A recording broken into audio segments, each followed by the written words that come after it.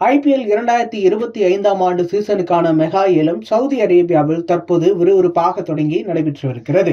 இந்த ஏலத்தில் முதல் ரவுண்டு முடிவடைந்த நிலையில் ஆரம்பத்திலேயே மிகப்பெரிய சர்ச்சை ஒன்றும் வெடித்திருக்கிறது.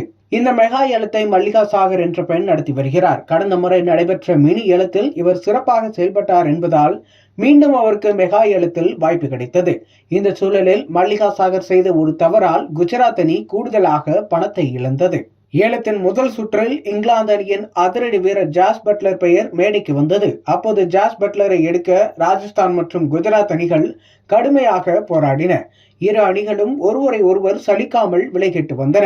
ஒரு கட்டத்தில் ராஜஸ்தான் அணி 9,25,00,000 ரூபாய் வரை கேட்டு போட்டியிலிருந்து விலகியது. இதையடுத்து பஞ்சாபும் குஜராத்தும் பட்லரை வாங்க போட்டி போட்டுக் கொண்டனர். ஒரு கட்டத்தில் பஞ்சாப் அணியும் விலக குஜராத்துக்கும் லக்னோவுக்கும் இடையே கடும் போட்டி ஏற்பட்டது. இந்த சூழலில் 15,25,00,000 ரூபாய்க்கு லக்னோ அணி ஜாஸ் பட்லரை கேட்டது. அப்போது 15,25,00,000 ரூபாய்க்கு லக்னோ கேட்டிருக்கிறார்கள் என்று கூறுவதற்கு பதிலாக மல்லிகா சாகர் 15,50,00,000 என்று கூறிவிட்டார். அதாவது 25 லட்சம் அதிகமாக சொல்லிவிட்டார்.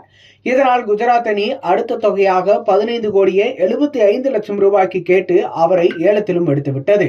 மல்லிகா சாகர் செய்த தவறால் குஜராத் அணி 25 லட்சம் ரூபாய் கூடுதலாக ஜாஸ் பட்லருக்கு வழங்கியிருக்கிறது. 15,25,00,000 ரூபாயை எதிர்த்து கேட்கும் போது 15,50,00,000 ரூபாய் தான் குஜராத் அணி வாங்கியிருக்க வேண்டும். ஆனால் மல்லிகா சாகர் செய்த தவறால் அவர்கள் கூடுதல் பணத்தை செலவழிக்கும் நிலை ஏற்பட்டிருக்கிறது.